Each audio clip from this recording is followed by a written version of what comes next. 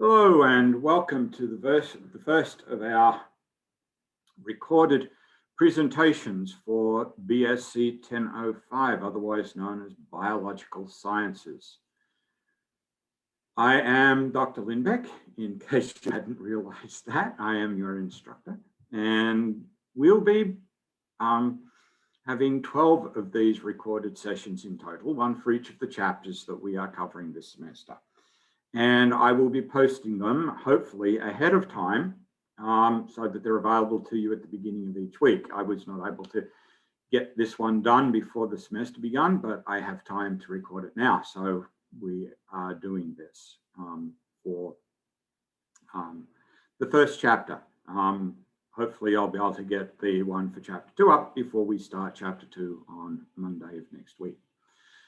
These presentations are going to be fairly long. Some of them will run several hours. I fully expect this one will go several hours. Some of them may go longer than that. The reason why is because I try to make these pretty thorough and delve into all of the learning objectives that are that we have for each of the chapters, and explain each of those learning objectives in some detail, because that is what you are expected to know. And buried in amongst all of these explanations are going to be the materials and the answers that you're going to need for the exam questions as we do the exams throughout the course of the semester. So to try and make sure that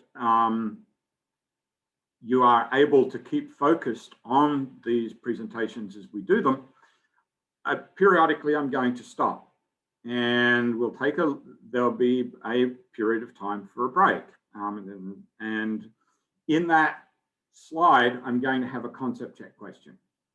So if you decide to actually take a break, put it on pause, go get up and stretch, walk around, take a bathroom break, get a drink, whatever it is that you feel you need, and then come back again if you wish. You could even turn it off. It really doesn't matter, because I will still be here when you come back again. But the concept question is one that is there for you to think about. And I will just present the question and stop for about a minute. And that would be the time for you to pause if you want to go and take a stretch, or to stop if you want to actually take a complete break and come back to the presentation again at a later time. But if you decide to stick with me through the break, after about a minute, maybe a little bit less, I'll talk about the answer to the question, which likely will have been covered in the material just before the break or close to the break, sometime during the time period leading up to that break point. And there are 3 breaks plus a final concept check question at the end of the presentation. So there will be opportunities throughout the course of each of the presentations for you to take a break and to walk away, to turn it off, to leave for a short period and then come back and restart again. However you want to choose to do this, because I realize that there's going to be a lot of information and these can be quite long. So you really do need to break periodically just to give your mind a chance to make sense of what you've been covering and get ready to proceed with the remainder of it. I also have next to me here an electronic writing tablet. It has a screen on it that matches the computer screen. And I have a tablet pen. And so where necessary, I will make annotations to the slides, and those will also be saved as part of the recording. So you'll be able to see those and rewind through the recording and take a look at those as we go. I can also type in text. That possibility is also there as part of the annotation scheme. So we'll work our way through this, and where necessary, I'll make some additions to the slides. But most of it's going to be in the form of the material that I talk about. There is a transcript being kept as I talk about this. You can see it as a closed caption on the video, and also as a transcript on the side of the column, so you can actually see text of what I'm saying. In case you miss what I've said, you'll be able to see the text there as well, and you can scroll backwards and forwards through the presentation and read the text as part of that. So with all of that, as an introduction to these presentations, let's get started on the current one for Chapter 1. So one of the things that we know about human beings is that we are a very curious species. We want to know about the world around us. And that's where science comes in. Science as a process is a way of knowing. In fact, the Latin term that our modern word science comes from means to know, a way of knowing. So science is a way of knowing. It's a way of gaining knowledge. And it's the way that we gain knowledge about the world around us. That world that we can taste, touch, manipulate, explore, that's what science is all about. And biology, as a part of this large umbrella idea that we call science, is a way of knowing about the living portion of the world around us. So we, in biology, deal with organisms, but we do also deal with organisms in their environment and how they interact not only with each other, but also with the non-living portion of the environment. So it all becomes part of biology. And it's the way that we actually make sense of not only ourselves as organisms and our part in this thing that we call life, but also how we make sense of our interactions with other organisms and how those organisms affect us through their interactions with us. This is all part of biology, and it's a natural part of who we are, because we are very much, as I said, a curious species, and we want to know. In fact, our biological name, Homo sapiens, means wise man. That's what that actually means. We think of ourselves as being wise, as being curious, as wanting to know. And our very biological name encapsulates that idea that we are inherently curious about the world around us. So the first question that we really need to ask is, if we are investigating biology as a scientific study of life, what do we mean by life? Is there some way of defining what we mean by life? And it doesn't take very long, and I usually ask this question in the classroom as well. It doesn't take very long for us to reach the conclusion that really we can't come up with a one-sentence definition of what life is. Because as soon as we start trying to create that one-sentence definition, we begin to realize that our definition is really not sufficient. It usually winds up excluding things that we know very much are alive, but which our definition doesn't include. So one of the realities of studying biology, let me bring up the pen here, oops. That's not exactly what I wanted to do, in fact. Let me see if I can put this, that's better. This is the one I want. So one of the things that we have to realize is that it is better to define life by what it does, not by what it is. This is really important as far as we as biologists are concerned, because we cannot create this one-sentence definition that's adequate. But we can talk very much about what living organisms do, and we can see some common threads, some common properties that we're going to talk about later in this presentation that allow us to really recognize a living organism from a non-living organism. And one of our concept checks, in fact, is to ask you to do something like that. But more of that as we work our way through the presentation. So in order to be able to study the world around us, scientists use a technique called the scientific method. sometimes referred to as the process of science. It is, to some degree, a formalized process. It has a long history. We actually trace the origin of the idea of a methodical approach to the study of the natural world to Aristotle. Aristotle actually identified three basic things that he thought was necessary to do a methodical study of the natural world. And it began with investigations, observations. He believed that the only way that you could know about the natural world is by observing it and investigating it in a hands-on fashion.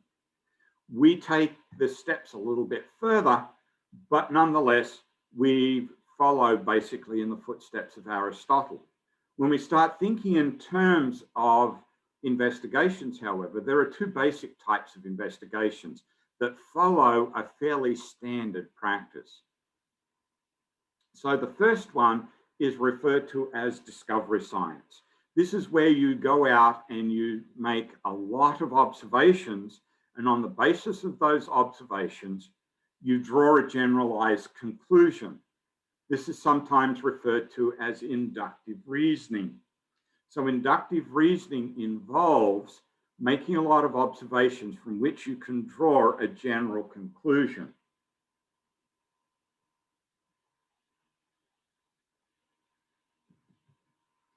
So inductive reasoning.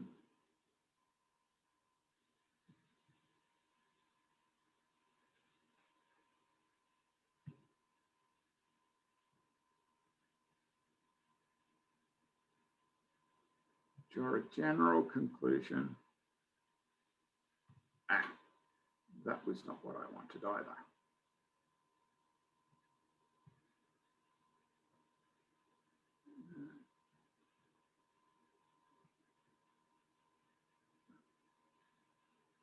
So we can get this to work again.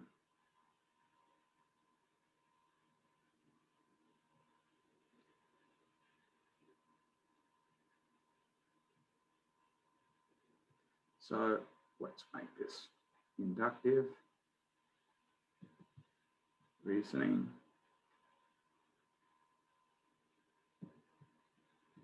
Draw a general conclusion.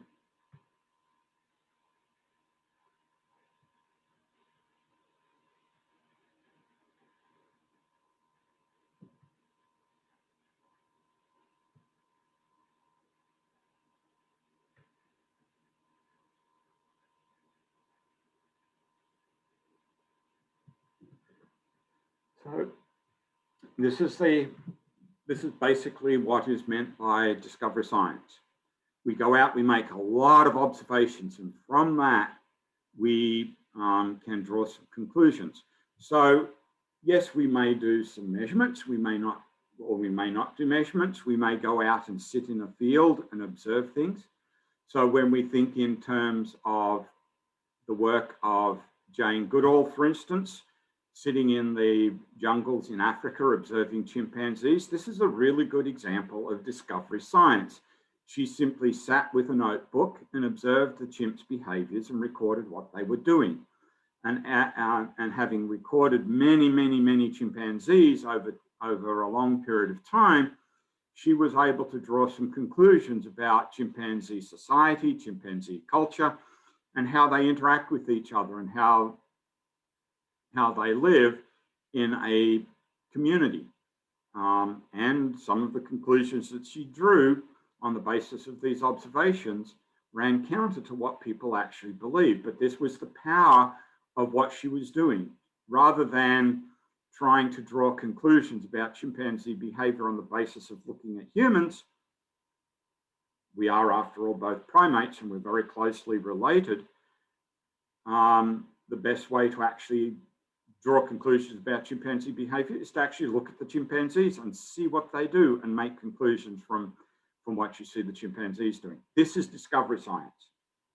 What Charles Darwin did, and the co-discoverer of natural selection and evolution, as we understand it today, Alfred Russel Wallace,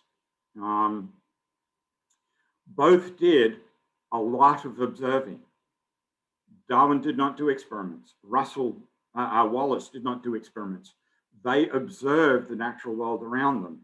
Darwin is most famous for going on his voyage around the world on the Beagle and collecting lots and lots of specimens that he then examined and drew conclusions on the basis of what he observed from looking at those species and what he observed during the trip around the world.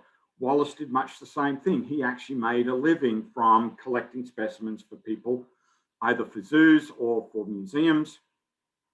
And as he traveled first in the Amazon and then in what is now the Indonesian archipelago, he was able to observe some constant themes that allowed him to make conclusions about how organisms changed with time.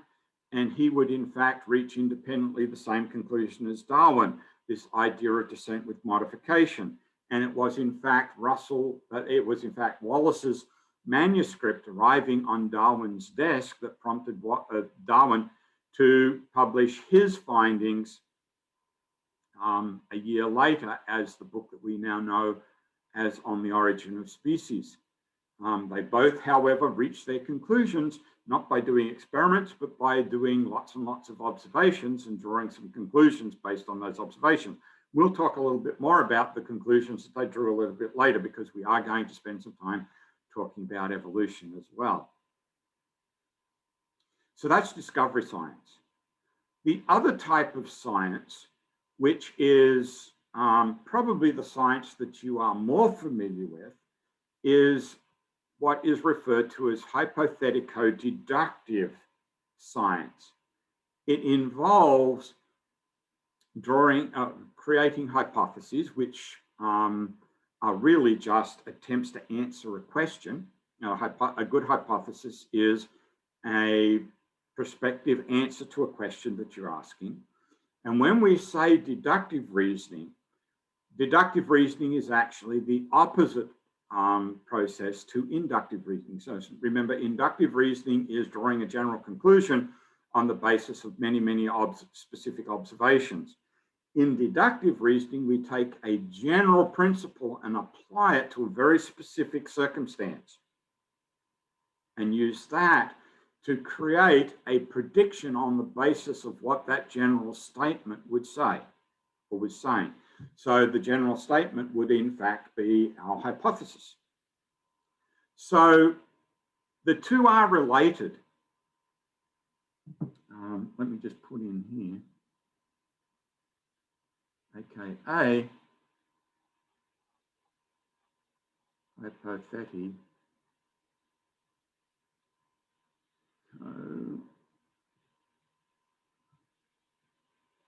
deductive.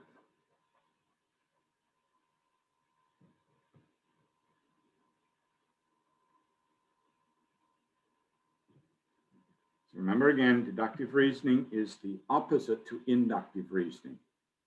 So here in deductive reasoning, we're taking a general observation or a general principle and applying it to a very specific circumstance. So the two are related in terms of where we get our question from. Our question is based on observation. So remember, in discovery science, it's all about observation and drawing a general conclusion. Those observations can also represent the starting point for a hypothesis-driven scientific study. So you have a lot of observations. You might then ask a question about those observations or a specific observation. And then you might need to create an answer to that question, because obviously if you've got a question, you want to have an answer to it. And that answer is your hypothesis. It is an attempt to answer the question based on the observation. So when I do these sorts of discussions in a classroom or in a lab where we're talking about the scientific method, because we do in some classes, I use the example of a light bulb. You know that light bulbs burn out. Or at least the old incandescent light bulbs used to burn out and go bad. The newer light bulbs, they last a lot longer. So this is becoming not a great example. But assuming we're using one of the old incandescent light bulbs, those are the ones with the wire inside, we know that they burn out over time. And so our experience when we come across a light that's not working is that it is most likely that the light bulb is out. So our observation would be the light's not working. The question we obviously ask is, why is the light not working? And based on our experience, we would say, most likely the light's not working because the light bulb is bad. So we could rephrase that as a statement that answers the question and just say, the light is not working because the light bulb is burnt out. There's our hypothesis. So we've made an observation, we've asked a question, we've got a hypothesis that the light bulb is bad. So now we need to think in terms of deductive reasoning. The general principle that we're going to apply here is that light bulbs stop working because they burn out. General principle. Okay. So we want to apply that to our specific circumstance. We've got a light that's not working. That's our specific circumstance. So how do we apply that to our specific circumstance? We make a predictive statement, and it goes something like this. If the light bulb has burnt out, right, that's simply restating our hypothesis. Remember, our hypothesis is the light is not working because the light bulb is bad, it's burnt out.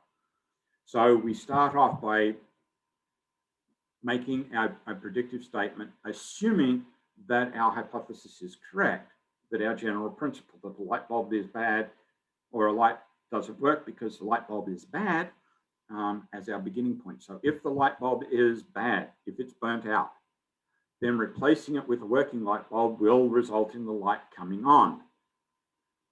And there is the prediction about what we expect to see on the basis of our light bulb being bad and testing that. That's where the hypothetico-deductive reasoning comes in.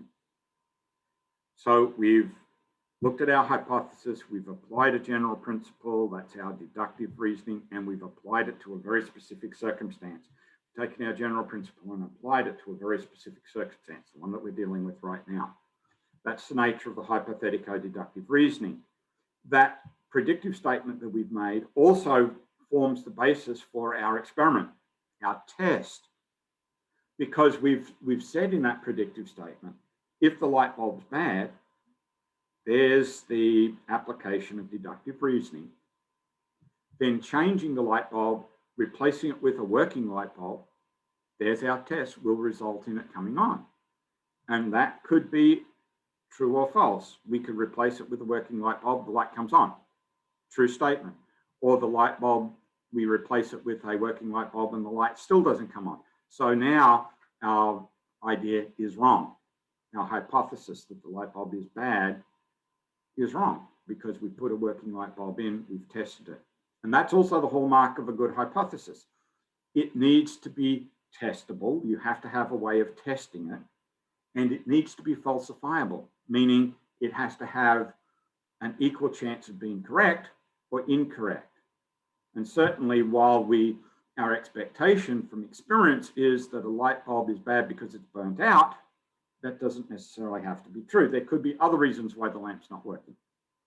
And again, when I talk about this with students in classes, we come up with a number of reasons, one of which I always find very interesting is that you don't pay the electricity bill or haven't paid the electricity bill. Not sure what that says, but that one always comes up. Anyway, I think you get the idea of what the hypothetico-deductive reasoning idea is, or the hypothesis-driven scientific process is all about. These are the two basic ways of doing science. Discovery science, where you go out and you take a look and see what's going on and record your observations and draw conclusions from that, the inductive reasoning approach.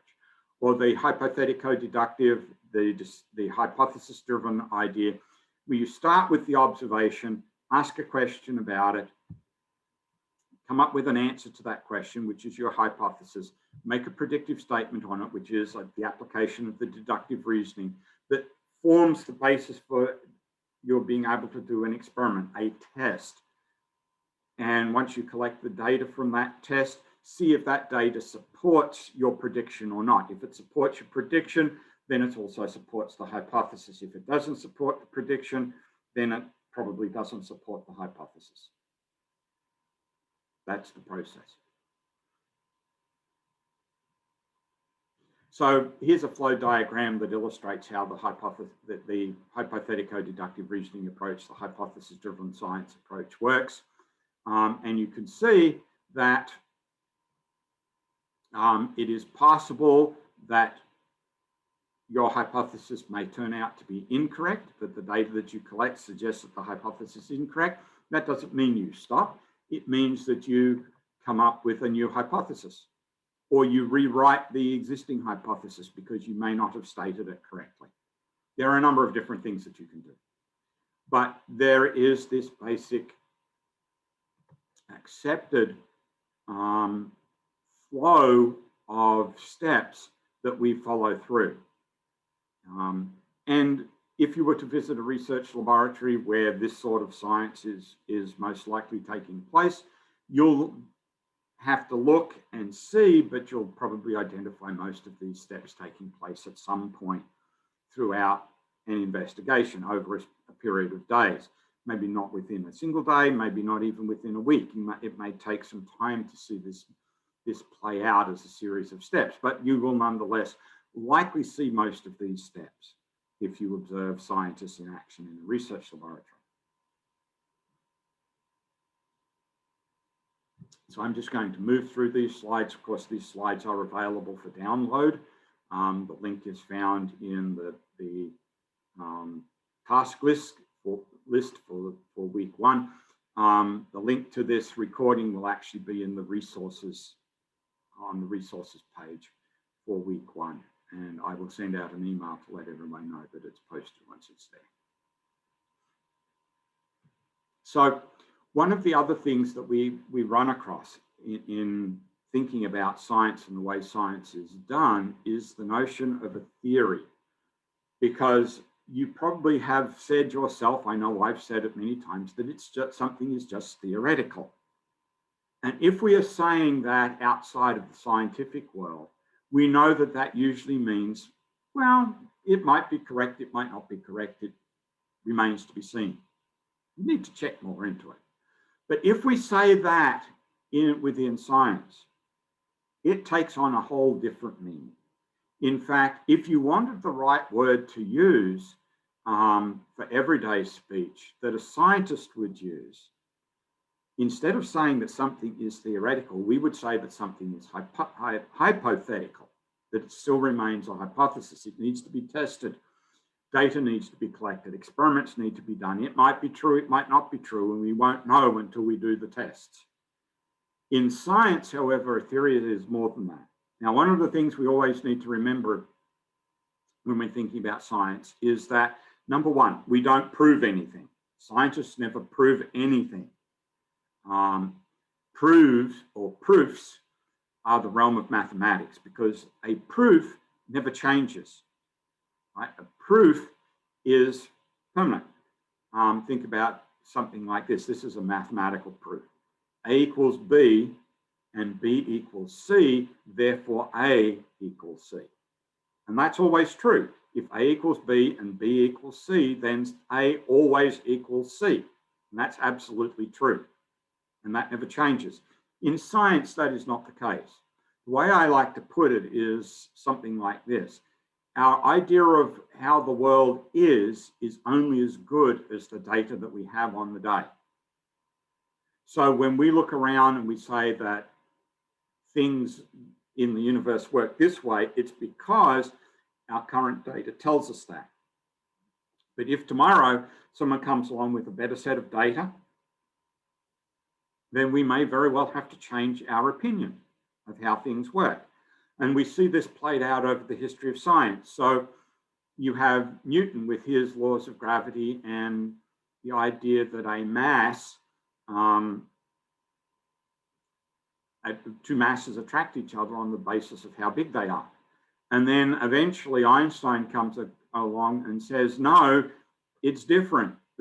We have to think of gravity as something different. It's because a large mass bends and distorts what is called space-time, a fabric in which everything in the universe is embedded.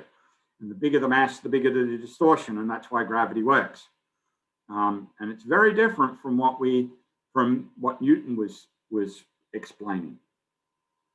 And that it is that, in fact, our understanding of the way the universe works is that it is relative, it is relational, whereas in Newton's day, it was considered to be absolute. If we just knew enough, we could predict everything about the way the universe works. Einstein said, no, you can't do that. You can, up to a point, make predictions, but at some point, you get to a stage where things are all about probabilities, not about absolutes. And it changes the way we think about the universe. And so this is the nature of science. Things change. But some ideas in science, like Einstein's discussions of relativity and special relativity, which we call the theories, like the Darwin-Wallace explanation of how life works, what we refer to as the theory of evolution and theory of natural selection. These are ideas that have been tested and tested and tested and always held up to the test. And not only do they hold up to the test, but they help us understand so many observations. They are explanations that help us understand so many explanations, and we can use them to constantly make more predictions on the basis of what these ideas are telling us. And we can go out and test those predictions, collect data, and those data are supportive of the predictions that were made and therefore supportive of the theory. And they constantly support the theory. So while a theory is not considered to be absolute, we can improve the theory. The basic ideas that are at the heart of the theory, they don't change. So when we look at the theory of evolution and the theory of natural selection, what we understand today is very, very different from what Darwin and Wallace understood. It is a much more elegant, much more broader, much more descriptive idea than anything that Darwin and Wallace would have recognized. Yet at the heart of it is still the basic concept of descent with modification, or what we refer to today as evolution, and natural selection as the mechanism behind that Darwin and Wallace would recognize. That hasn't changed. It's just that we have more data, and that data not only supports the basic ideas of Darwin and Wallace, but it allows us to extend on that and create a broader, more elegant, more descriptive theory that is a much more useful tool than the original idea that Darwin and Wallace had proposed. We are not discarding Darwin and Wallace. We are not discarding evolution. We are not discarding natural selection. We are building on that and extending on it and broadening it and making it a much more useful description of what we understand about the way life works. And that is true of all theories. But it is particularly true of the theory of natural selection with respect, obviously, to this class, because we're all about biology here. So that's something that we need to bear in mind as we make our way through this semester. Underpinning everything that we know about biology, underpinning everything that we know about relationships between organisms, the diversity of life, the unity that lies behind life and that we see in life, some of the ideas that we're going to talk about, some unifying features that we're going to be talking about in chapters as we move our way through the semester. All of that can be explained by the Darwin-Wallace theory of evolution and natural selection.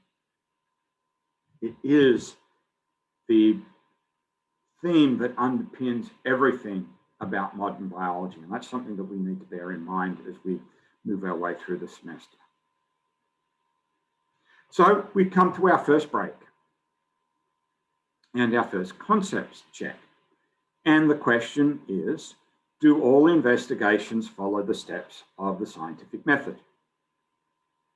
So if you want to step away for a minute and take a bathroom break, get a drink, maybe grab a snack or something, now would be a time to pause or to turn it off if that's your idea. Again, as I said, doesn't really matter what you do. I'm still going to be here when you come back. I will still be here. But if you're going to stick with me, I'm just going to stop for maybe 30 to 45 seconds, give you a chance to think about this, and then I'll give you my answer.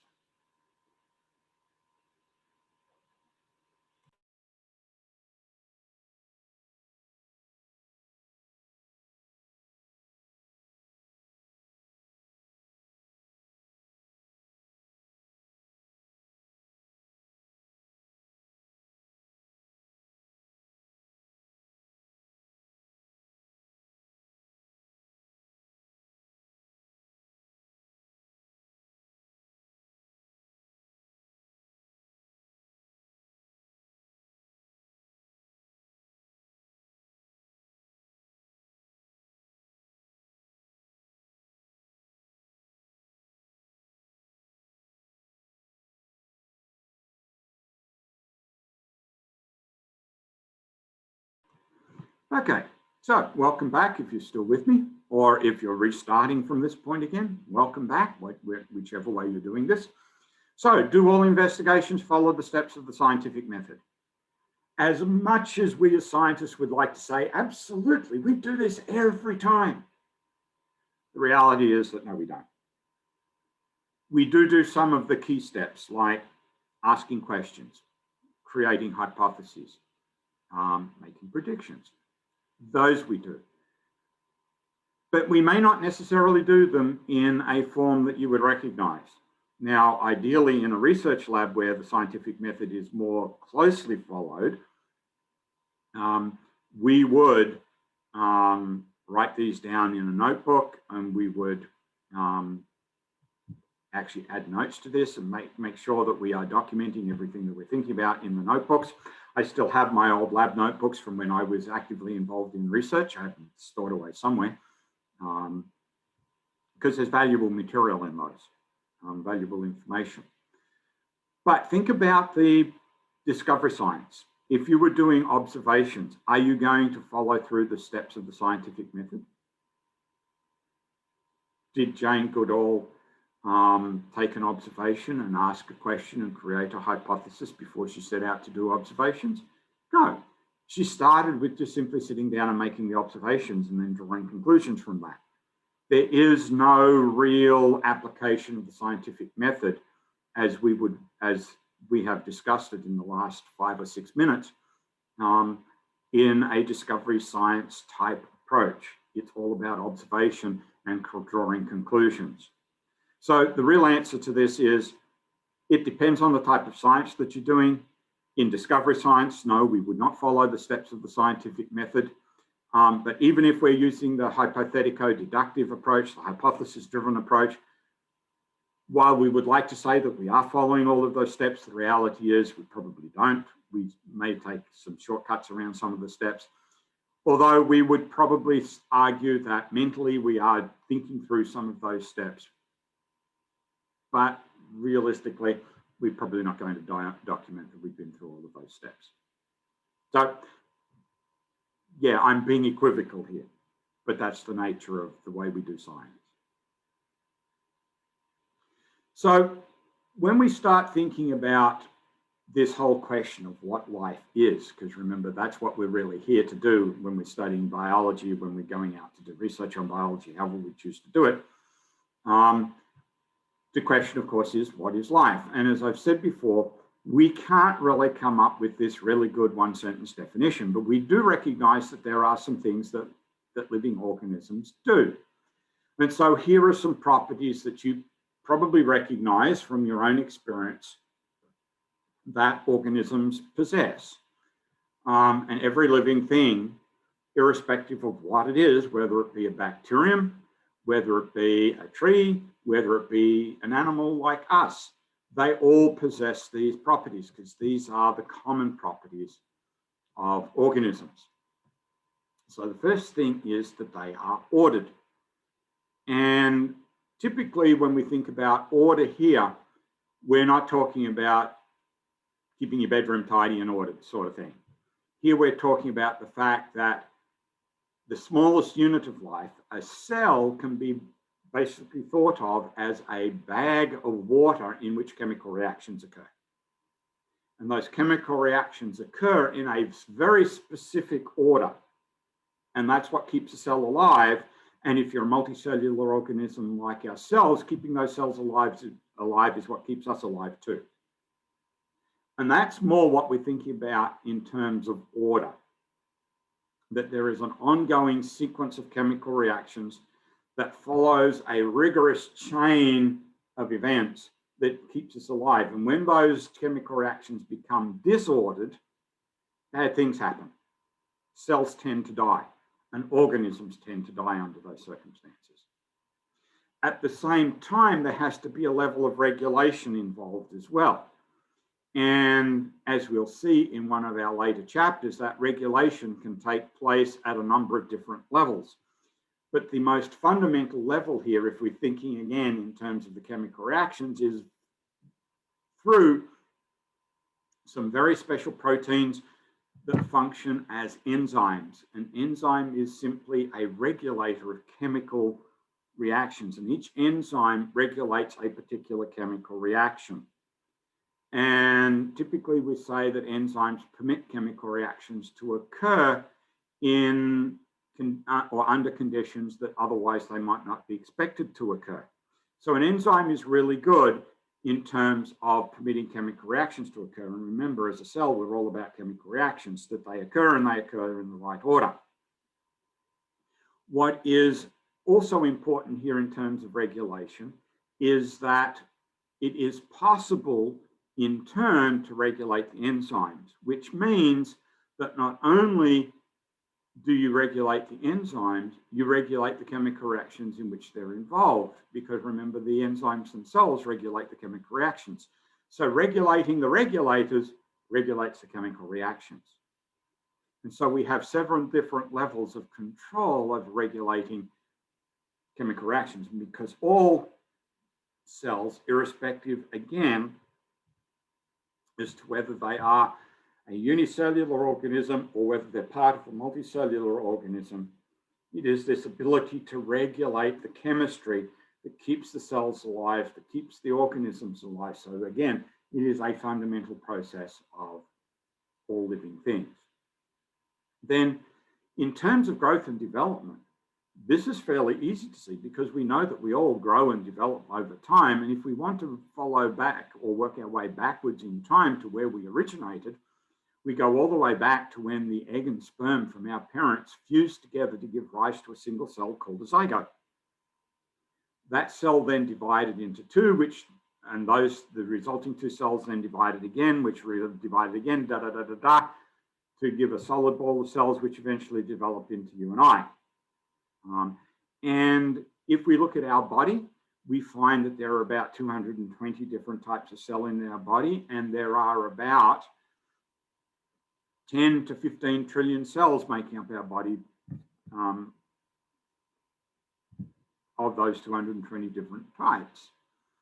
And all of those cells can trace their origin back to that single cell called the zygote, that is the fusion of an egg and a sperm. And so obviously we grow from that single cell, and over time we develop. We go from a solid ball of cells with no form to an embryo with form, to a fetus with form, to a baby with form, to an adult with form. And that form changes with time, and we see this growth and development. That's true of every organism. Even a unicellular organism grows and develops. The cell gets bigger until it gets big enough to divide. Those two daughter cells that are the product of the division then themselves grow until they are ready to divide, and so on it goes. Now, all of this is work, and work requires energy. So another feature of all living things is the ability to process energy, and that takes place in a number of different ways. Not only does it involve processing energy internally in the body to make it available to do the work that is necessary, but it involves being able to obtain energy from the environment, either as a plant capturing light energy and using that to create food molecules by using the energy to combine carbon dioxide and water together to form organic molecules that we would refer to as food molecules. Or you eat the plants, or you eat animals that eat the plants. In any of those ways, you're obtaining energy from the environment. Then you must process that energy in such a way that it is available to you to do cellular work. And we're going to talk about all of this as part of an upcoming chapter. But we also need to have some rules in place that tell us how all of this processing takes place. And there are consequences to those rules. So not only do we have to make the energy available, but we also need to take into account what happens as we process that energy. Can we access all the energy that we take in? Or are there some consequences of processing the energy that means we have to be aware of some difficulties associated with that processing? As you'll see, the answer to all of those questions is yes, yes, and yes. Organisms do respond to their environment, and they do respond to each other. So when we say respond to the environment, it could be to non-living parts of the environment. So it could be water, it could be soil, it could be light, heat, any number of the non-living components of the environment, but it could very well be the living parts of the environment as well, because organisms do interact with each other, both with members of their own species and with members of other species. I mean, if you're a plant getting eaten by a cow, there's some interactions between organisms, right? One organism is using the other as a source of food. It is an interaction between two organisms. Or if you are a lion killing a zebra on the savannah in Africa, there is an interaction between two individuals, two organisms. Or if it's a bird looking for a mate and creating and doing a mating dance in front of its prospective mate and establishing a pair bond so that they can mate and reproduce, that is an interaction between individuals. That is responding to the environment, because individuals are part of the environment, whether they be part of the same species or be parts or members of different species. It's all about responding to the environment and interacting not only with the non-living part, but also the living part, other individuals. Then reproduction is probably one of the most fundamental drives that all organisms have, because it's what allows for continuity of species. So when I talk about this in the classroom, one of the questions that I like to ask is, if the last human baby ever to be born was born tonight at midnight, how much longer would humans remain as a species on the planet? And people think about this one and try and come up with an idea.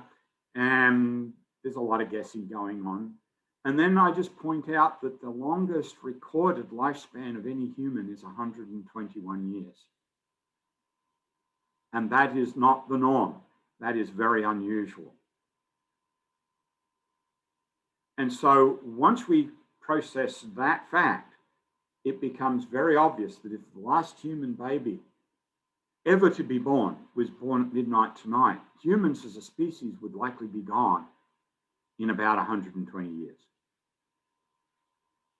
That's how important reproduction is.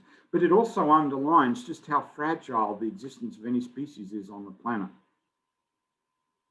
As much as we like to think that we are pretty clever, remember, wise man, I think we're pretty clever. There is no guarantee that our species will survive. Again, if we fail to survive, to reproduce after midnight tonight in 120 years, there would be no more humans left. And there would never be humans again, likely. So reproduction for all organisms, really important. And then organisms do evolve. So the sorts of responses to the environment that I was talking about previously, those are all short-term responses. Evolution is more about a long-term response to the environment. So if the environment changes in such a way that it becomes a long-term effector of organisms, they can either adapt to the changes, evolve, or if they fail to adapt, the alternative is that they become extinct. So the ability of organisms to evolve over time, to change over time, is also really important to the ongoing existence of organisms. The reality is that over 90% of all the organisms that have ever lived on Earth, we only know from their fossils. They're extinct. That's, again, underlying just how fragile the existence of any organism is on the planet. If you fail to adapt to changes, the consequence of that is you become extinct. So these are the fundamental properties that we assign to living things. They are how we can separate a living organism from a non-living organism.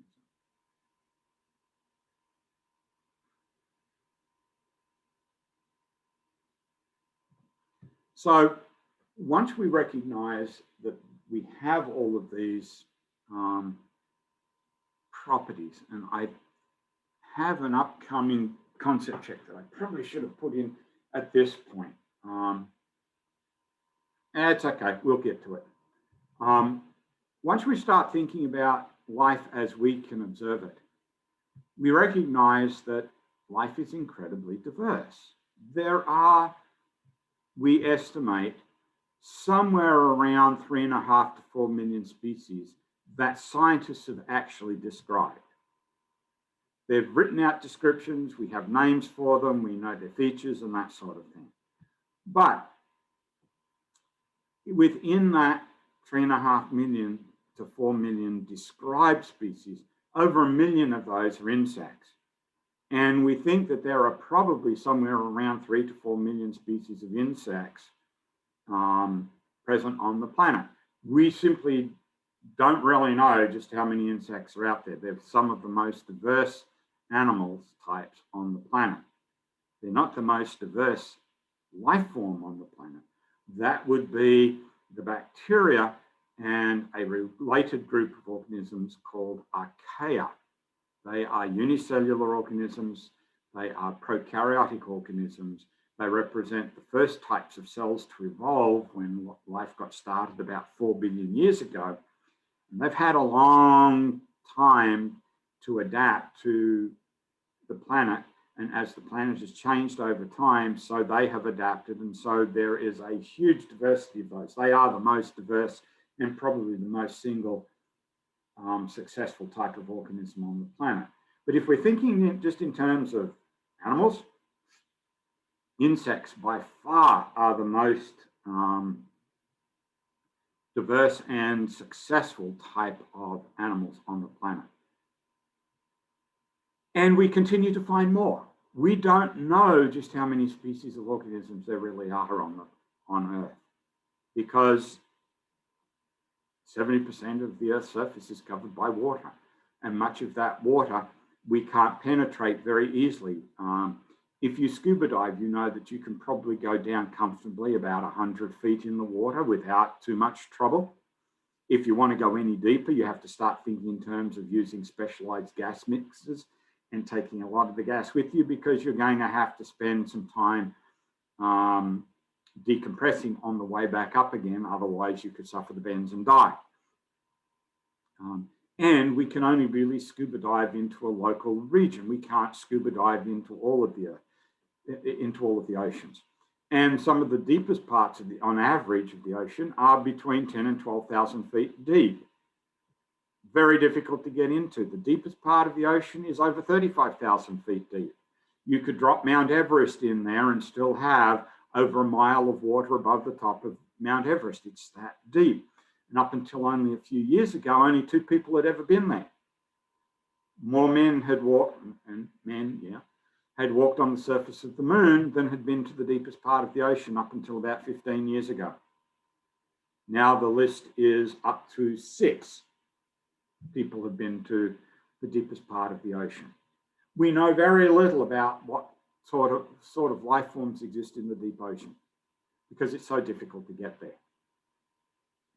It is, in fact, much easier to get to the moon than it is to get to the deepest point in the ocean. I guess that's why more people have been to the moon than have been to the deepest part of the ocean. It's just easier to get there, which seems kind of ridiculous to say it, but that is the case nonetheless.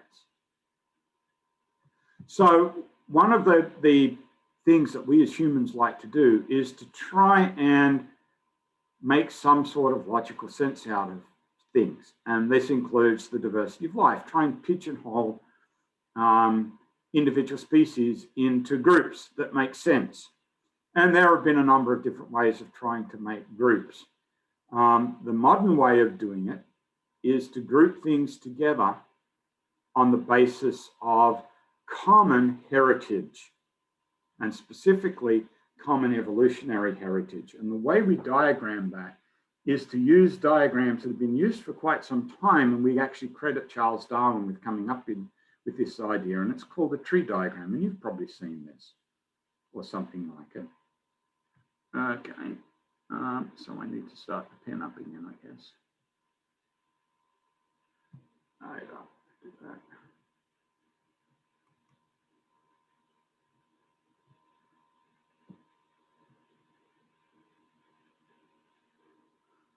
So where's the pen? There it is. Let me turn it on. So you've probably seen this tree with lots of branches on it.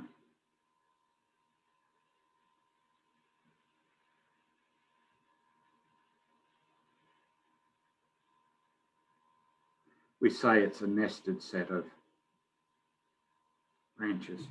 So at the base of the tree is the common ancestor to all the organisms that are on the tree. And then each of the branches represents a new organism. So out here at the tips of each branch, these are the individual organisms, individual species, or groups of organisms, depending on what level we're drawing this tree at. And the idea here is behind these tree diagrams is that all the organisms on these trees trace their origin back to this common ancestor. And as a consequence, they have some features in common. So there is this dichotomy that we're trying to explain here. How do we explain the sheer diversity of life? But we also explain the commonness or the unity that we see in life. And these tree diagrams and they're grouping organisms together in terms of common heritage or common ancestry, common descent, but descent with modification, as Darwin and Wallace proposed, and as we now accept, is the key. Because these organisms, yes, they do have common features. So if we want to think in terms of a group of organisms called terrestrial tetrapods, meaning land-dwelling organisms that have 4 legs, to which we belong, by the way, then what we notice, and I'll show you with my arm, I'll hold it up here so you can see it. Terrestrial tetrapods have limbs that have a common makeup. 1 big bone, 2 big bones, cluster of little bones, digits. And you can see that in our arm. But if you look at a cat or a dog's leg, you're going to find the same thing. 1 big bone, 2 big bones, cluster of little bones, digits. But you're going to find them organized in a different fashion. These are going to be very long. These are going to be very short. In fact, your dog or cat walks on its toes. The ankle is back up on the leg, and the thumb, if you look at the front leg of a dog or a cat, that's that extra claw that sits back up here, sometimes referred to as the milk claw. That's actually the equivalent of the thumb, sitting back up here, and it walks on these 4 digits. Then if you look at a horse's leg, it still has 1 big bone, 2 big bones, cluster of little bones, and 1 digit. So the bones that made up all of the digits that we see on ours have fused together to make up one digit with one big toenail that we call the hoof. If you look at a bird's wing, it's one big bone, two big bones, cluster of little bones, and a reduced number of digits, but we see remnants of all of the digits there. These are really long, really narrow, really light because they're hollow, and the feathers are attached to these.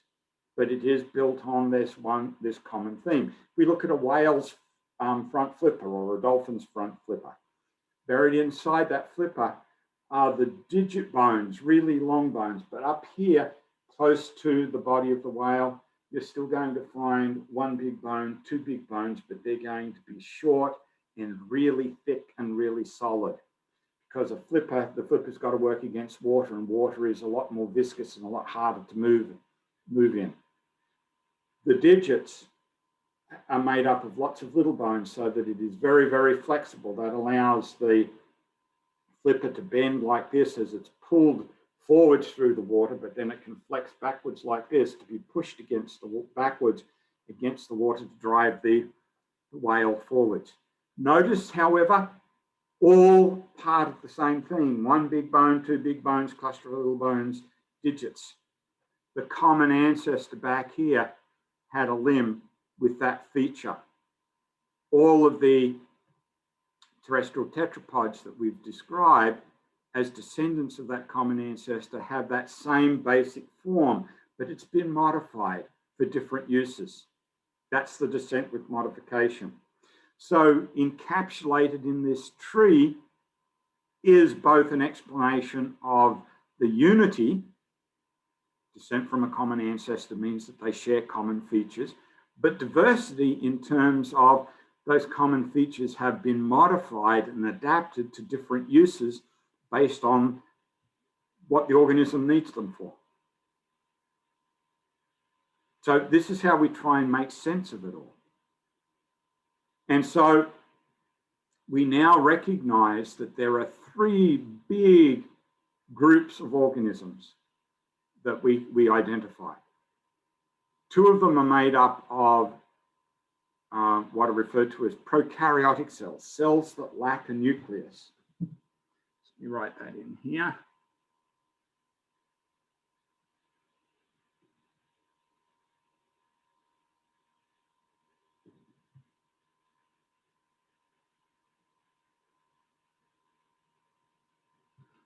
So that's these two.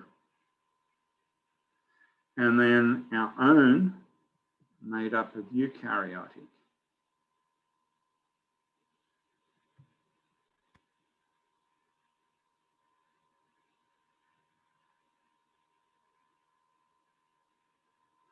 So that would be domain eukarya. You can see there that it comes from the term eukaryotic. So plants, fungi, and animals are the three big kingdoms of eukaryotic cells. And then there's this group of organisms called protists. And there are multiple groupings in here. We are still trying to figure out what to call them. Are they kingdoms or are they going to be classified as something else? No one's really decided yet. That's still being decided. People are still trying to figure out what to do with that. They used to have their own kingdom, but we now recognize that that was an invalid kingdom. Couldn't justify having it. And so we're still trying to figure out what to do with this. So these are the big groupings that we've created, but underneath those big groupings, we also have smaller groupings. Let me see. Yeah, we don't get into those smaller groupings. So,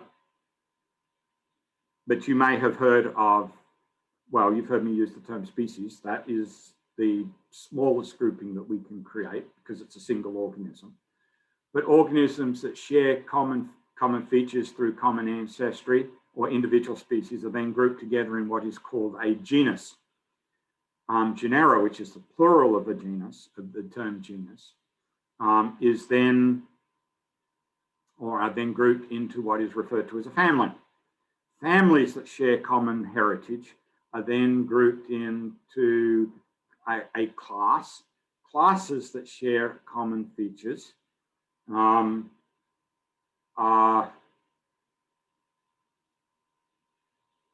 then grouped into a phylum, and phyla that share common heritage are then grouped into kingdoms. And so that's the way we still think in terms of taxonomy. You don't really need to get into that in detail, but I thought I'd throw it in there just in case you're curious. And then we have out umbrellaing over the top of the kingdoms, the three domains, archaea, bacteria, and eukarya. These were all the domains are a relatively recent idea. They've probably been around for about 20 years. But the rest of the classifications, the rest of the groupings, they go back to the 1750s and the work of a man named Carl Linnaeus, who made the first attempt to pigeonhole species. And he basically said, you're either an animal or not an animal. And if you're not an animal, then you're a plant. And you can imagine that lots of things are not animals, and therefore we wind up being plants. And fungi were one of those things. And we still see that heritage. When you do a botany class, in botany classes, they still discuss fungi because botany is the study of plants. And once, when botany was the plant science, fungi were still considered to be plants. It's one of those things, but we now recognize that fungi are a unique set of organisms that really do describe their own grouping, and we call that kingdom fungi. So these are the characteristics of those three multicellular kingdoms. You should know these. This should be pretty obvious to you. And then in terms of protists, there are a lot of things that we could talk about in terms of protists. The big problem with protists is that they are so diverse as a group. They can be single-celled, like the amoeba. They can be multicellular and very plant-like. So those would be the seaweeds, but seaweeds are not plants. They're actually algae. And they're related to single-celled algae, but they're multicellular. And they all used to be called protists. So you can see why trying to have a uniform description of a protist, a little bit difficult to do. And that's why the kingdom to which all the protists were once assigned is no longer considered to be valid. And we're still trying to figure out what to do with all of that. So that's a brief overview of the diversity of life and the importance of understanding how we can explain the diversity and the unity.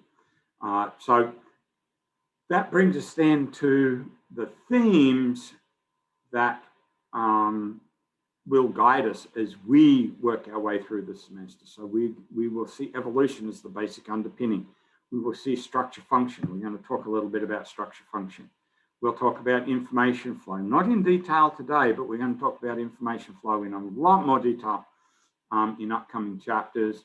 Energy transfer and energy transformation and the processing of energy, and then connections between organisms, all very important things that we need to pay attention to.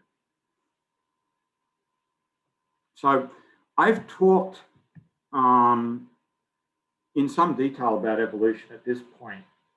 So I'm not going to spend a lot of time talking about these slides in detail. I would encourage you to download the file so that you can, the PowerPoint file, so that you can look through these slides and read through them in conjunction with the textbook.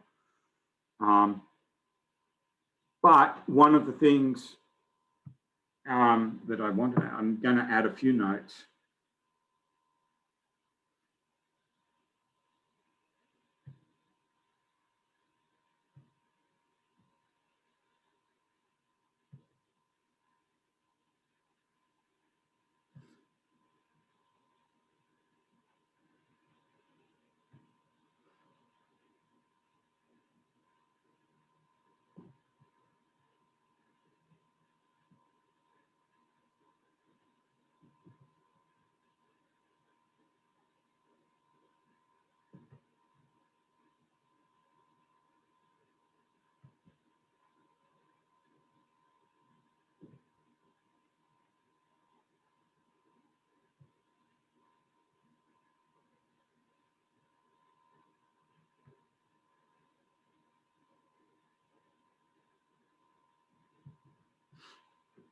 So this is something that we do have to remember.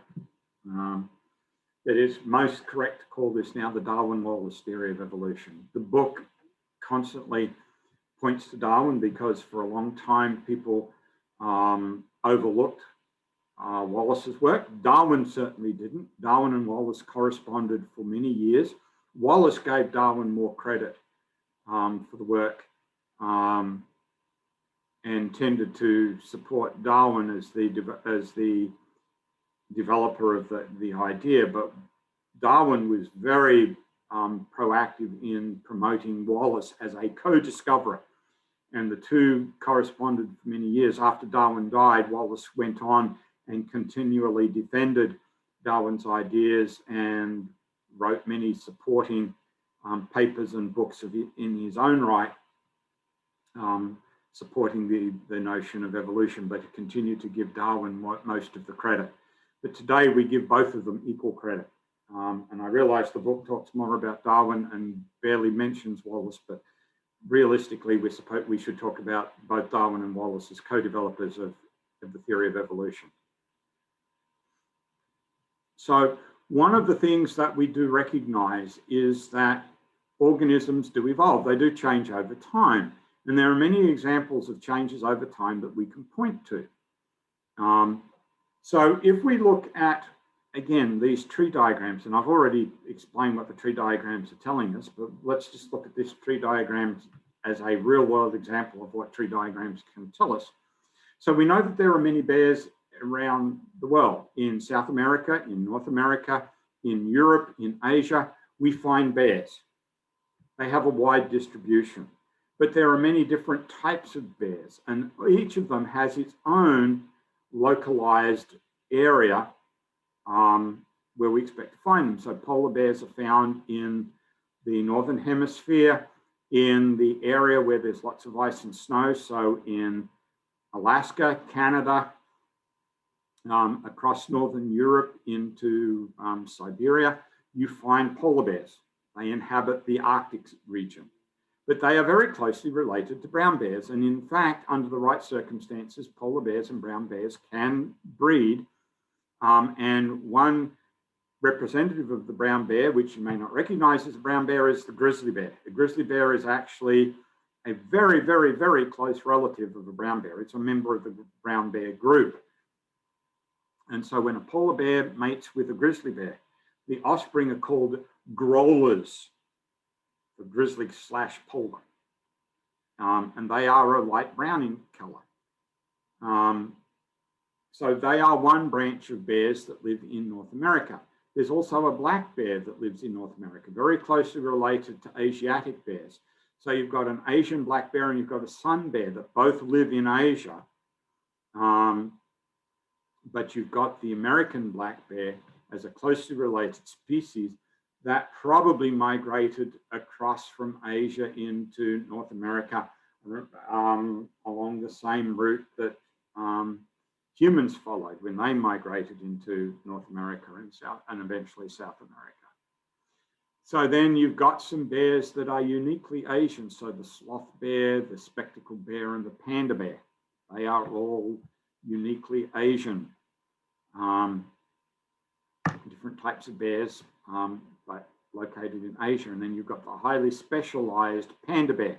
It is a true bear, as we now know, but it is very different from most bears in that it primarily eats plants, and specifically bamboo, as most people know. What you may not know is, however, that it is actually omnivorous and it will eat insects and other small animals if it needs to, if there's little bamboo, and also to supplement the bamboo, but it specializes in eating bamboo, and it has structural features on its forepaws that allow it to more effectively strip leaves off bamboo. But the whole point behind this is that these bears are all related to each other. And we can demonstrate that because we can do genetic analysis and show that they are related to each other. But we can also see that they share some common features. And the reason why that is the case is because they're all descended from a common ancestral bear that probably lived somewhere in Asia at some point in the past.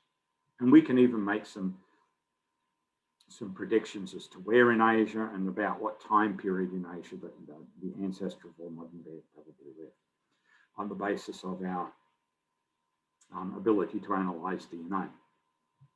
So these trees not only show the relatedness of the bears to each other, but it also shows how they evolved from each other over time as they migrated into new habitats or adapted to new habitats, or small groups of them adapted into new habitats, and as they did so, developed into new species, developing their own unique set of characteristics that allowed them to utilize the habitats that they're in.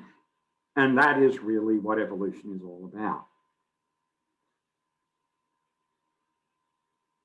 You may have been through some of the ideas that are associated with the theory of evolution, some of Darwin's observations and Wallace's observations, and some of the conclusions that they drew.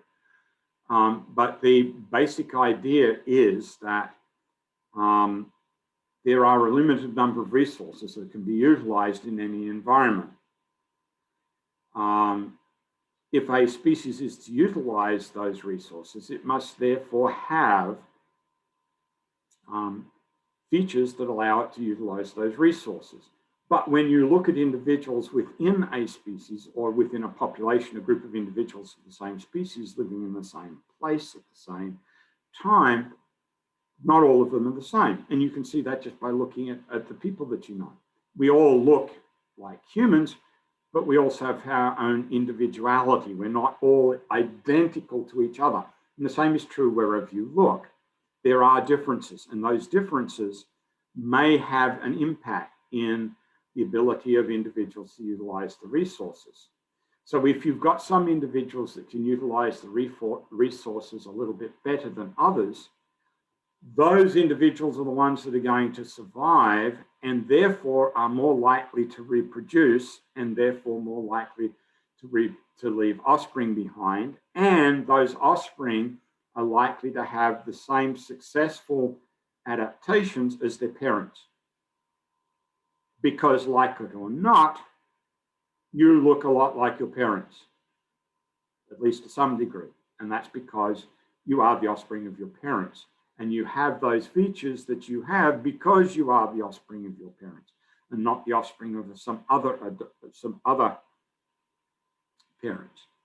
That's what gives us our uniqueness, the fact that we are uniquely the offspring of our particular parents, and we get some features from them. That means that everyone can tell that we are the offspring of our parents. Same is true with other organisms as well. So if organisms are in competition for resources, it stands to reason that there are going to be winners and losers. The winners are going to thrive and therefore are more likely to reproduce and therefore more likely to leave offspring behind that look like them.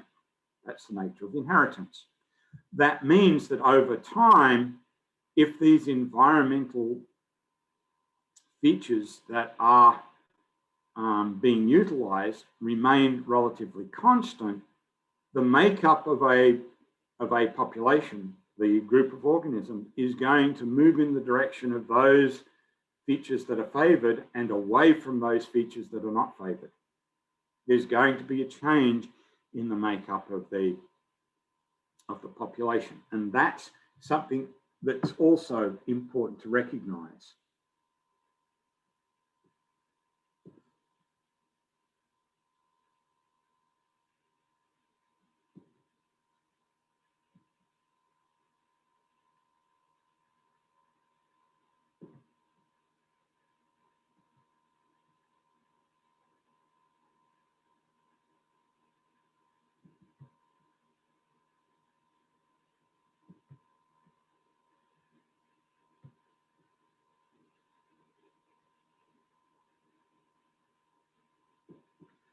Which answers the question, so if evolution is real, why don't we see chimpanzees evolving into humans? For a simple reason. Individuals don't evolve, populations evolve.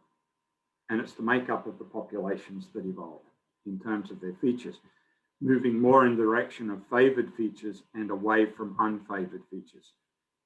So you'll never see a chimpanzee evolve into a human because an individual chimpanzee will not evolve. But a group of individuals could evolve more towards humans, but chimpanzees as a group even won't evolve towards humans because the evolutionary pathway to humans does not pass through chimpanzees. So there are things that we can recognize as we start to think about what is possible and what is not possible via the principles of evolution and the process of natural selection. And so, yes, we can see populations evolving in the direction of favored features and away from unfavored features, but we don't see evolution in a particular direction because no particular direction is favored. It is what works within the environment that is favored.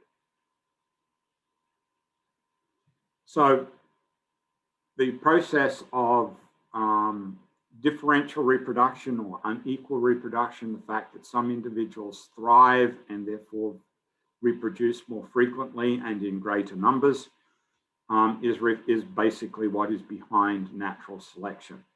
And so as natural selection works in favor of some individuals and against other individuals, you see emerging a group of individuals who have variations, accumulated traits that work in the environment and under the conditions that exist at that time. So one of the interesting studies that you can actually find a little bit more about if you go to the study area in Mastering Biology, you'll find a couple of videos in the study area that have been produced by these British researchers, Peter and Rosemary Grant. While they're British, they're actually based at Princeton University. And for the last 30 years, they've been capturing and measuring and releasing all the finches that live on a little island in the Galapagos. And you may recognize the name of the Galapagos name as the islands that influenced Darwin a lot. This is where the famous finches that Darwin collected came from. This is where the tortoises that Darwin referenced are found. Well, Peter and Rosemary Grant are working on a small island as part of the group. There are about 25 or 26 islands in the Galapagos group altogether.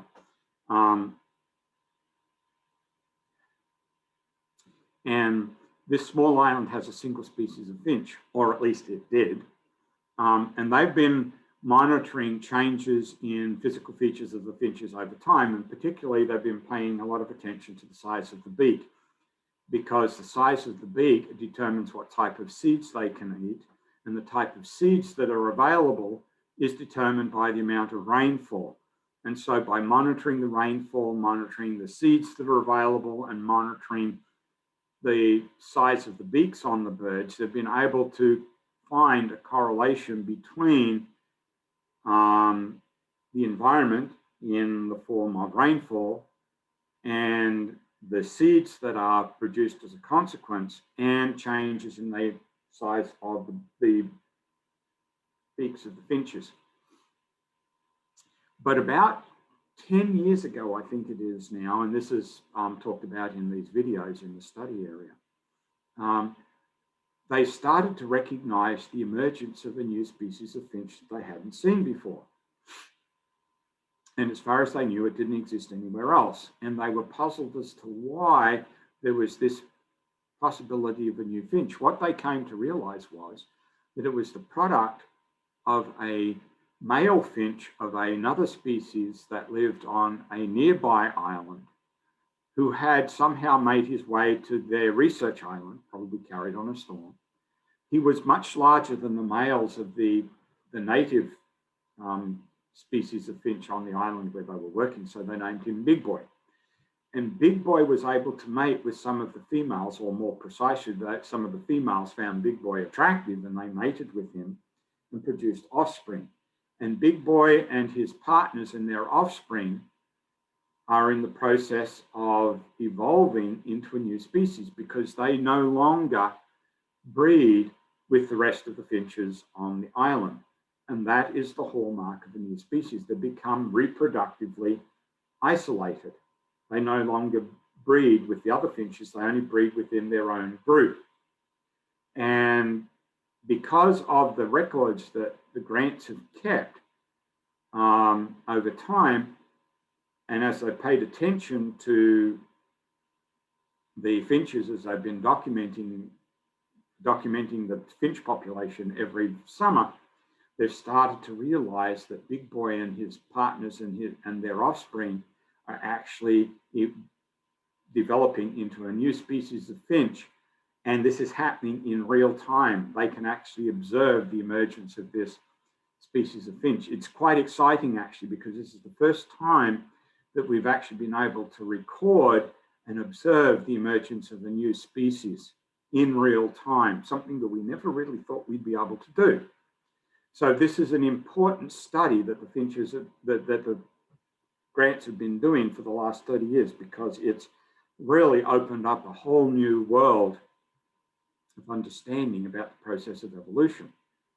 But it really does reinforce the fact that the environment does have a role to play, or does play a significant role in influencing the makeup of a population. And the population, or the features of a population, really do change over time in response to changes in the environment. And Big Boy is a change in the environment. And several of the females have obviously been able to adapt to that by being able to mate with him and produce offspring, which has led to this emergence of the new species. Other examples that are often quoted is antibiotic resistance, where bacteria develop mutations that allow them to circumvent antibiotics. Typically, we know that when we use antibiotics against bacteria, we expect them to die, but if the bacteria have randomly developed a mutation that allows them to resist the antibiotic, giving them the antibiotic or using the antibiotic against them simply gives an advantage to those bacteria that have the resistance. It kills off all the sensitive bacteria and leaves behind those that are resistant.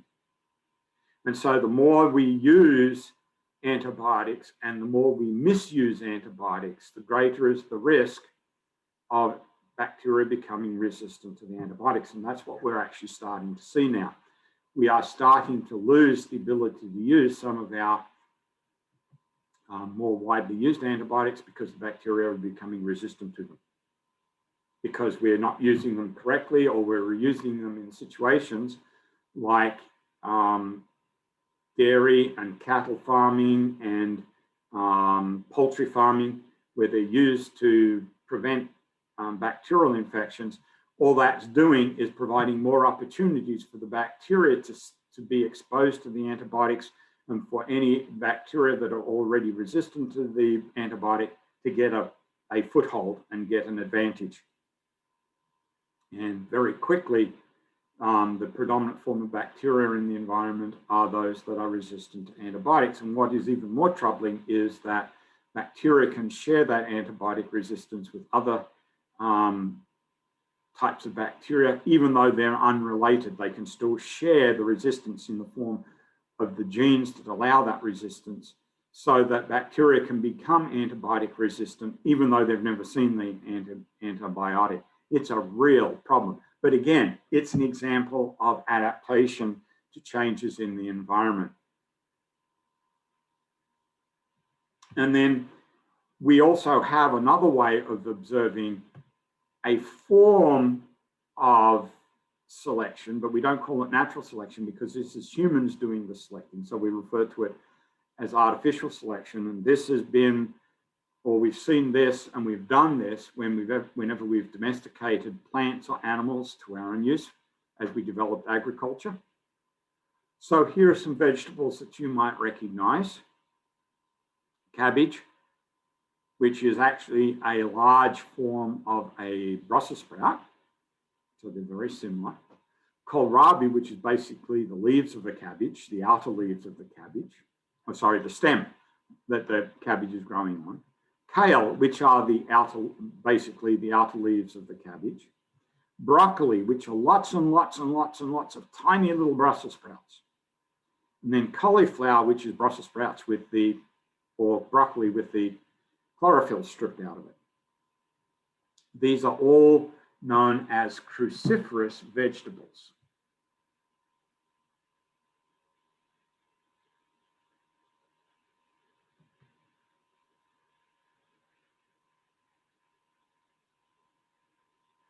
But what is more remarkable is that they are all descended from this tiny little mustard seed, or mustard plant, that grows wild along the shores of Europe and Asia. And all of these different vegetables were developed by selective breeding by humans in different locations around Europe and Asia as a consequence of favoring different features. So in the cabbage, it was favoring individual large flowers. In Brussels sprouts, it's lots of smaller flowers. In broccoli, the exaggeration is lots and lots and lots and lots and lots of tiny little flowers. For kohlrabi, it's a modified stem that stores nutrients, particularly sugars and things. In kale, it's all about the leaves, and particularly these tough outer leaves of the cabbage. Talked about broccoli, then in cauliflower, it's basically broccoli that's had the chlorophyll bred out of it. But again, they're all closely related. They're artificially selected for particular features. And you can make the same argument for all the different types of dogs we've got, all the different types of cats we've got. Think about anything that is domesticated, whether it be animal or plant, and basically the same processes involved, this artificial selection.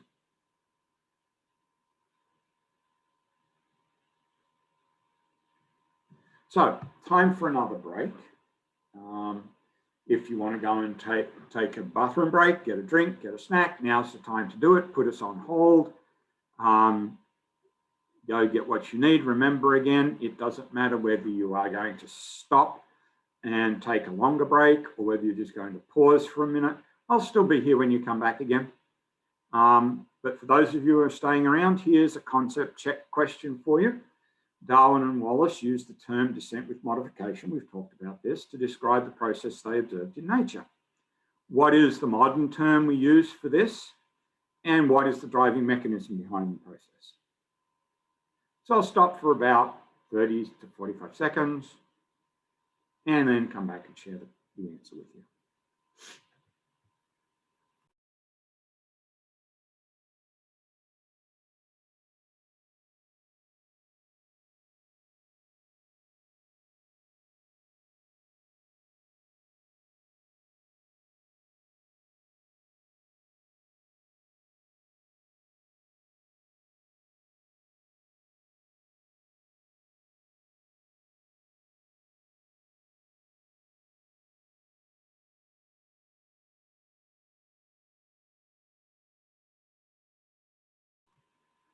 So welcome back.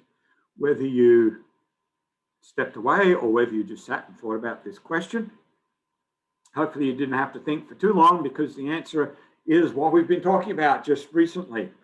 Descent with modification is today referred to as evolution, and the driving mechanism, well, that would be natural selection. So that's how we think about it today. And of course, you probably ought to be able to describe in a sentence or two what is meant by evolution and also what is meant by natural selection. That wouldn't be a bad thing. That's actually part of the learning objectives for the chapter. And by the way, if you haven't discovered the learning objectives, if you go to the resource page, the learning objectives are at the bottom of the resource page. And you might want to take a look at those because they outline what you need to know for the chapter and what you'll be you could potentially expect to see questions about on the exam, because I make my questions about the learning objectives. So you might want to take a look at those. Just give you a heads up on that one. I think the pollen may be up today. I think I need to take antihistamine again. Sorry about that. So one of the really other important themes, and one that we will come back to time and time again as we work our way through this semester, is this concept of structure and function as related items. If you know something about the structure, you can determine something about its function, or if you look at the function, you should be able to see that function reflected in the structure of the thing that you're looking at. So the book uses the lungs as an example of structure function. So we know that the lungs are there to take oxygen out of the air. And that means that the oxygen is going to have to move out of the air as a gas into the bloodstream, which is a liquid. And somehow it's got to move from the air form or the air medium to the liquid medium. And if we want to take in a lot of gas, it would be nice to have a very large surface area in order for that to take place, because the larger the surface area, the more transfer from gas to liquid can take place. So when we start looking at the lungs, we see that. So the bronchial passage comes down to the lung and then branches into two large branches that enter into the sac that makes up the lung. That then starts to divide, and it divides and divides and divides into thousands upon thousands of tiny little tubules with little swellings at the end called alveoli. And it's all of these alveoli and all of these little tubes that create the large surface area for absorption, because there is a ratio called the surface area to volume ratio. And you see this by looking at the surface area of something and dividing it by the volume of something. And so mathematically, the surface area and the volume are related because they're related to the radius of whatever it is that you're measuring. So if you use a circle or a sphere or a cylinder, all of those are based on a circular shape, and therefore they have a radius.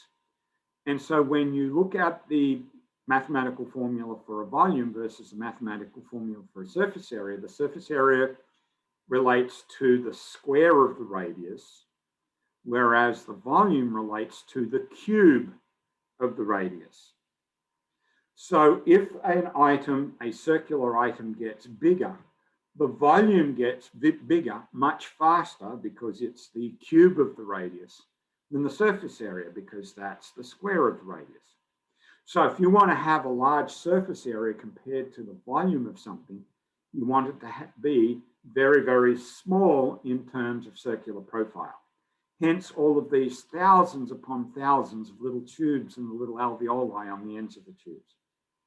Keeping those really small means that you have a very large surface area compared to the volume, which means you can do a lot of absorption. Then we need to be able to get the gas out of the gas phase into the liquid phase of the bloodstream and across the membranes of the cells that make up these little tubes, and then across the membranes of the cells that are going to carry the oxygen, the red blood cells. And for that to happen, the gas has to be actually in a liquid phase. And so what you find is that there is a damp surface on the inside of all of these little tubes that allows the oxygen to enter the liquid lining those tubes to make it easy for the gas then to pass across the membranes of the cells of the tubes and on into the bloodstream and on into the red blood cells.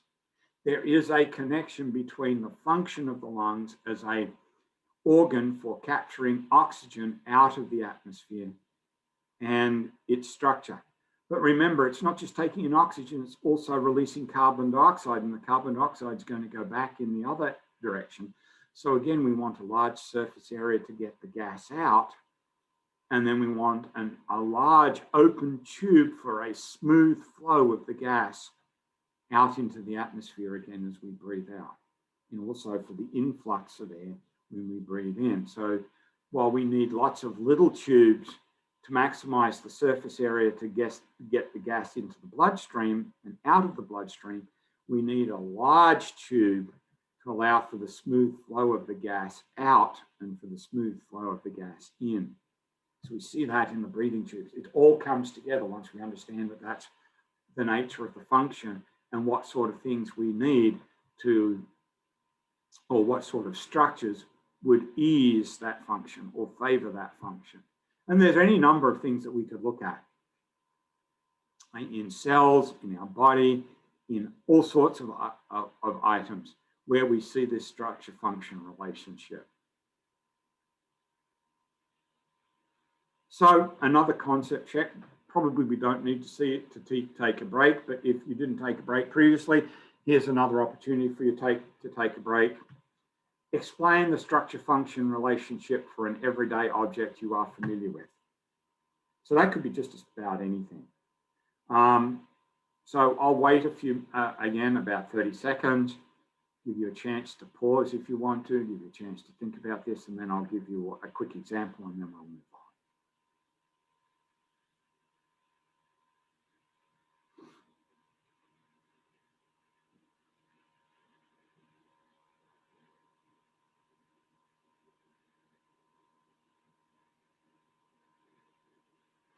So the item that I like to talk about is a chair, and particularly a four-legged chair. And so when you think about a four-legged chair, how does it work as a chair? What about its structure allows it to work as a chair? Well, number one, it has a flat horizontal surface that you can sit your butt on. Otherwise, it's not going to work as a chair. If it's like this, you can't sit on that. So it's got to have this flat surface to support you when you sit down on it. Then in order to also function as a chair, it needs to have four legs, one in each corner, in order to support that. Now, why does it need to have four legs one in each corner? Because we do have circular three-legged chairs as well, right? So could I convert a four-legged chair into a three-legged chair by cutting one leg off? Well, it doesn't take very long for you to realize, no, that's ridiculous. You take off one of the chairs, one of the legs, it's no longer going to work anymore because it can't support it. The remaining three legs simply are not arranged correctly, don't have the right structure, in order to serve as a three-legged chair because it's a new function. A three-legged chair is not a four-legged chair. And so as soon as you start thinking about the function of an item, a four-legged chair, for instance, versus a three-legged chair, the two structures are different because they function as chairs differently. Do they have some common features? Yeah, a flat horizontal surface to sit on. Yes, they have legs, but they have different numbers of legs and they're in different locations compared to the seat. Otherwise, they're not going to work properly. Structure and function, closely related. And it's not just a biological thing. It's a real world thing in everything, structure and function. It's not just a biological thing. So another theme, information flow. Information has to flow from one generation of cells to the next generation of cells, from one generation of organisms to the next generation of organisms. In fact, it's the genetic information in the form of the DNA molecule in the chromosomes that is the only thing that moves from one generation of cells to the next, or from one generation of organisms to the next. That's the only thing that moves. It's the information that transfers from one generation to the next generation. And that's encapsulated in the molecule that we know as DNA. So when we look at the structure of the DNA molecule, you are probably familiar with the idea that it is a double helix. That means the double part means that it is made up of two strands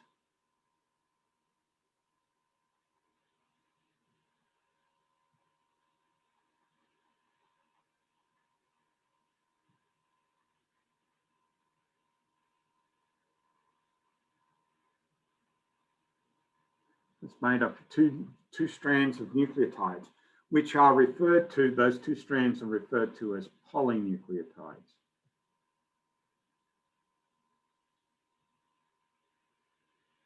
And you likely recognize the nucleotides by the letters A, G, C, and T when we talk a little bit more about the structure of DNA in some upcoming chapters. There are 2 upcoming chapters where we delve a bit more into the structure of DNA. We'll talk more about what these letters refer to, but you'll notice the letters don't arrange themselves arbitrarily. So when we look at the 2 strands, we notice that where in one strand there's a G, in the other strand there's a C, where in one strand there is an A, in the other strand there is a T. We say that the nucleotides complement each other.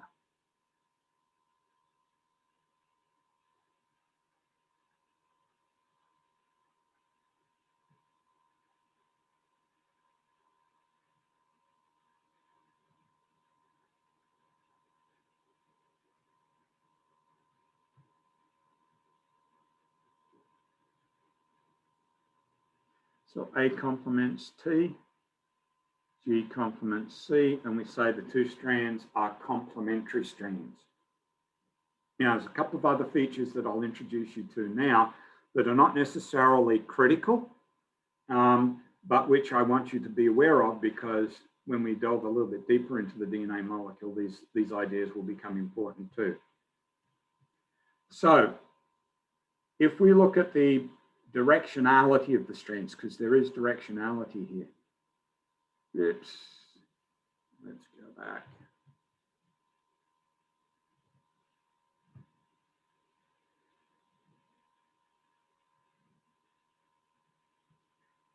If at this end we assign what's called the 5' end on this strand,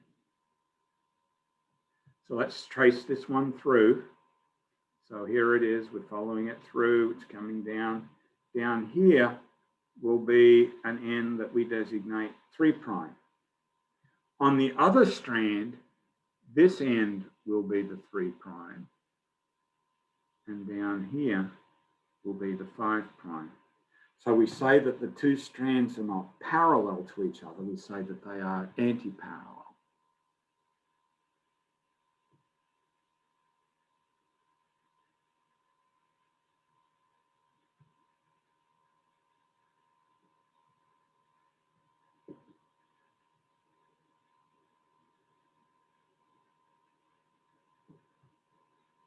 So one goes 5' to 3' in that direction, while the other one goes 3' to 5'.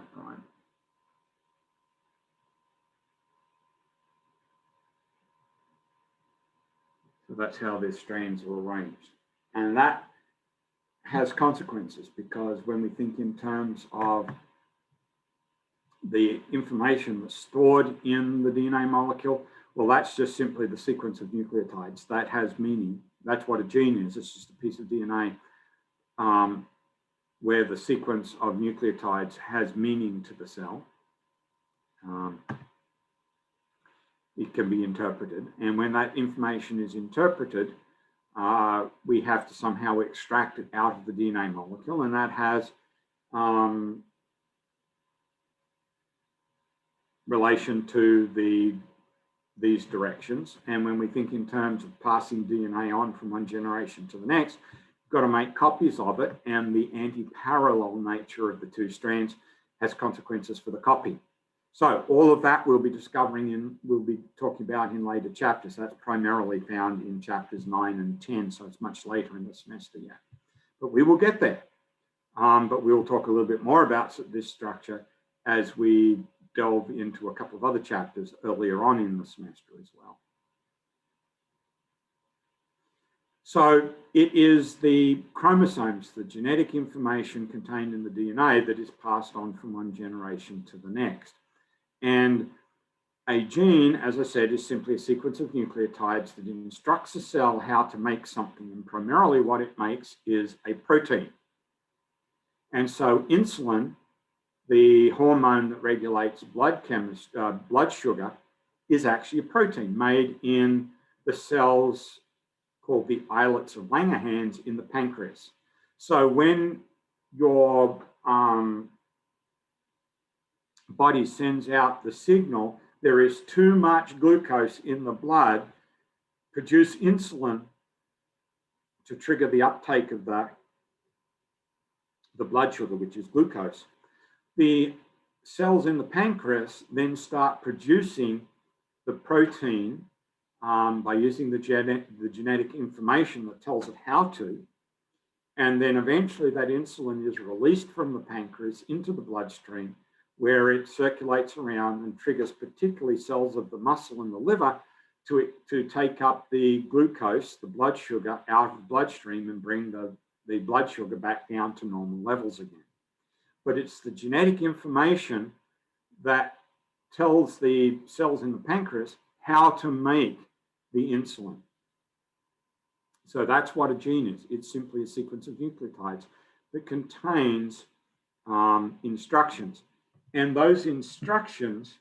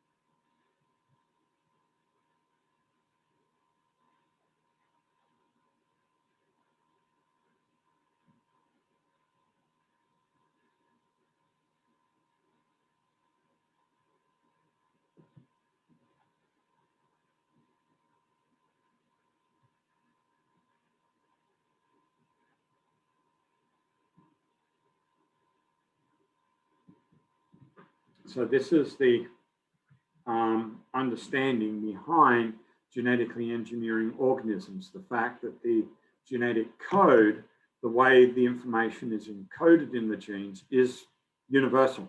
So if you take a gene from one organism and stick it into another, the second organism can read that gene perfectly, understands what the coded information means, and can make the appropriate protein. And so today, we have bacteria and yeast that are making insulin, making the blood clotting factors that are missing in hemophilia, making growth hormone, which is another protein hormone, making all sorts of human proteins because they can read and understand the gene and therefore assemble the protein that's encoded in that gene. In terms of energy transformation, let's just go straight to the diagram. I always think that the diagram is far easier to understand than a lot of text. So when we look at this diagram, we do know that the inflow of energy or the input of energy in life is from light. That's the product of plants that carry out photosynthesis. So we could put in here, this is photosynthesis.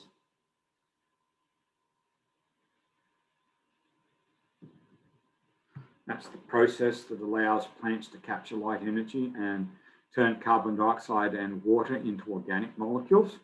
Then animals and plants themselves use a process called cellular respiration.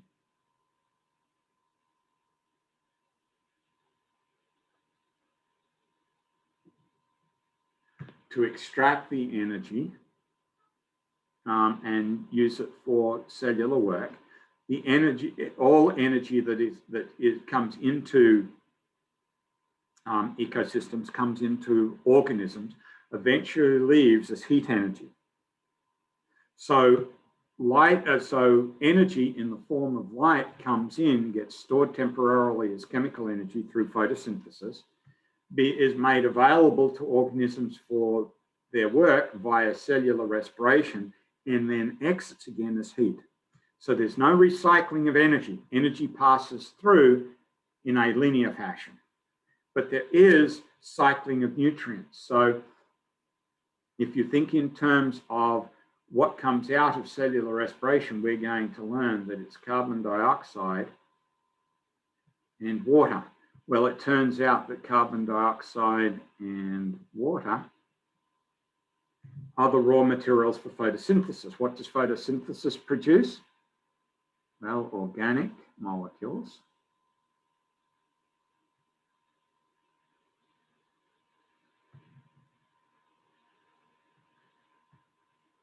Let's see, here, let's get the eraser.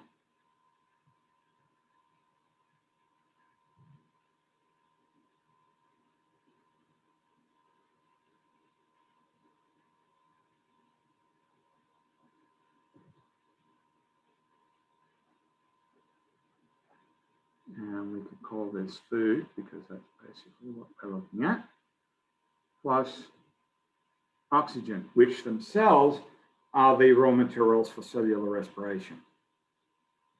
But we could add in here lots of other things that are being recycled as well.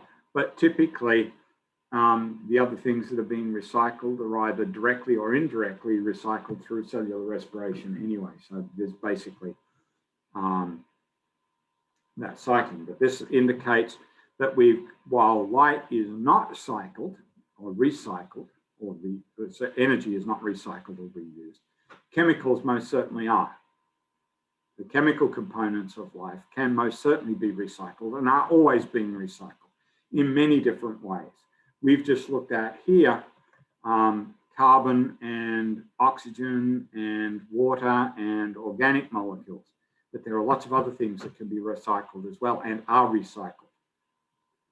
So we'll get into some of those details as we progress through the semester in upcoming chapters.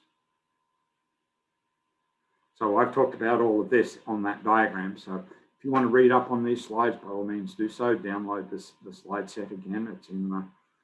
It's on the task list that you can get that, but you can use this narrated version if you find that easier. And then interconnections. No organism exists in isolation, and no activity of an organism is without consequences to other organisms. Life has existed for about 4 billion years.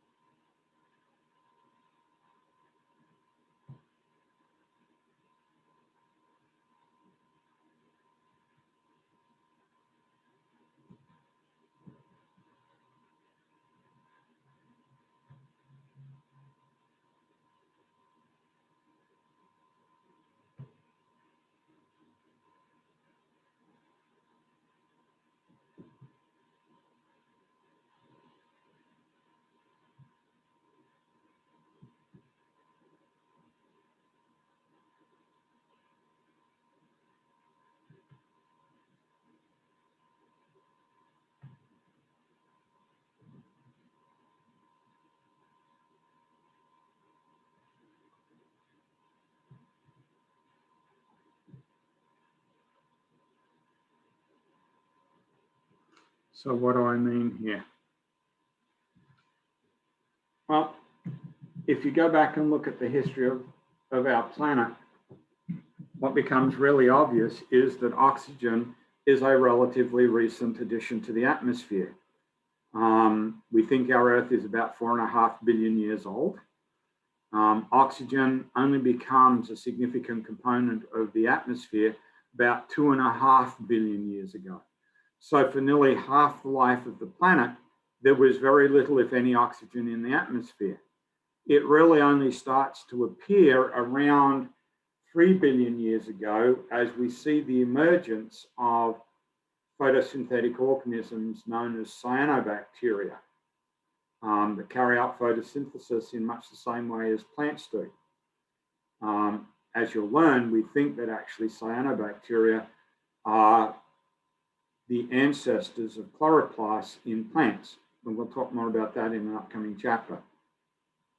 But it wasn't until these organisms appeared that oxygen started to build up on the planet. And the oldest fossils of cyanobacteria go back around 3.4 billion years. They are, in fact, the oldest fossils that we have that have been definitively dated. So we can see that the appearance of these cyanobacteria and the release of oxygen is going to have consequences, because up until that point, life did not have to deal with oxygen. But with the emergence of oxygen as a serious component of the environment, organisms either have to adapt to it, because oxygen is incredibly reactive, or come up with a way of neutralizing it and utilizing it in some fashion. And fortunately, organisms existed at the time that were able to start first neutralizing oxygen, but eventually evolved a mechanism of taking advantage of oxygen and putting it to use to their own advantage. And that's the process called cellular respiration. And again, we will be talking about photosynthesis and cellular respiration in some detail in upcoming chapters later in the semester. So not only does life adapt to the environment, but it has had a fundamental effect. It has created some fundamental changes that have had huge impacts on the way in which life has evolved over time. But when we start thinking in terms of an organizational level of life, this is a hierarchy that most biologists are familiar with, and there's biological research going on at each of these levels. So if we want to focus specifically on the chemistry of life, and we will be talking a little bit about the chemistry of life, we would focus on atoms and molecules.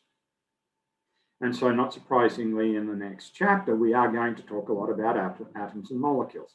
We're going to start at this level. But atoms and molecules are then assembled into small units inside cells called organelles, and you'll learn more about these organelles when we do the chapter on cells. The term organelle translates as little organ, and you can think of organelles as being small compartments inside eukaryotic cells that carry out specialized functions in much the same way as the organs in your body carry out specialized functions within the larger structure of your body. Organelles are to cells as organs are to multicellular organisms like ourselves. Organelles are then assembled into cells, which are then in turn assembled into tissues. Tissues then make up organs and organ systems, which are the components of organisms. Members or organisms that are members of the same species living in the same location at the same time then make up a population. The sum total of all the populations of organisms living in the same location makes up a community. And then the combination of the communities plus the non-living portion of the environment that they are living in makes up the ecosystem, and all the ecosystems together then make up the biosphere. And the biosphere is pretty big. There are virtually no areas of the Earth now to a depth of around 10 kilometers into the solid rock, and obviously to the greatest depths of the oceans. We've already talked about that before. There's life there at the greatest depths in the ocean, 35,000 feet deep into the ocean. There are very few areas now within that top region of the Earth that we don't find life. And in fact, we don't know what is the deepest place you can go into the solid rock of the Earth and not find living organisms. We know you can go at least 5 to 7 kilometers, probably to 10 kilometers. into the solid rock and still find organisms. Granted, they're bacteria, and they grow very slowly, but they still grow and they still divide and they still do everything that life forms are expected to do. They just do it deep buried in the rocks in little pockets of water that contain minerals that they can utilize. We won't get into talking about those in detail this semester, but that's something to bear in mind. Life is very, very adaptable and flexible. So when we look at these hierarchies, when we look at the nature of a molecule, we don't immediately understand the properties of a molecule just by looking at the atoms. We have to look at the combination of the atoms together and how they interact with each other to get a handle on the molecules. We don't understand how an organelle works or a cell works without thinking in terms of how the different molecules interact with each other. You may have heard the statement, the whole is greater than the sum of the parts. This is what is embodied in what we refer to as emergent properties.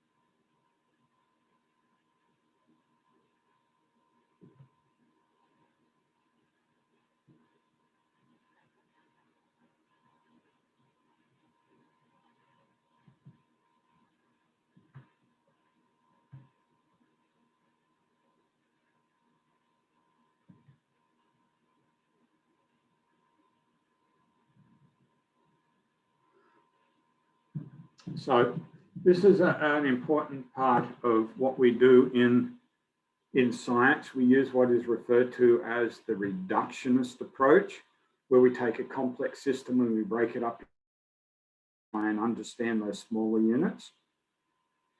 While we can learn a lot about the complex system that we're trying to study by looking at the individual parts that make it up, we really don't get a full appreciation of the complex system until we bring all the parts back together again and see how they interact with each other. So if you want a great example of that, think about your car. It has a lot of systems. It has an engine, it's got a transmission, it's got the body, it's got the wheels, it's got the electronics, it's got a lot of systems in it. And you can split a car up into various components and specialize in understanding each of those components, but you're really not going to understand your car and all the properties of the car until you really start to understand how all of those parts interact with each other to make the car what it is. It's the same with looking at any system within this hierarchy. So we could look anywhere in the hierarchy and we would be looking at a system. So say we look at organisms. We could then break the organisms down to their organ systems and try and understand all those organ systems. But that would tell us something about the organism, but it wouldn't tell us everything because we would not really see everything until we looked at the organism as a whole and looked at how all of these organ systems interacted and interplayed with each other to make the organism what it is. That's this notion of emergent properties. And this is very, very common in a hierarchical order, whether we're talking about the hierarchical order that we see here or the hierarchical order of the taxonomy system that I was talking about earlier. there are always going to be new properties that are seen at one level that are not obvious if you look at the properties at the previous lower level.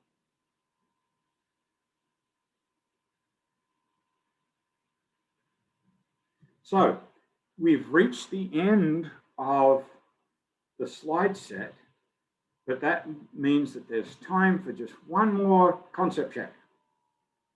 So now that we've identified the properties of living things, how do these compare with the properties of your car?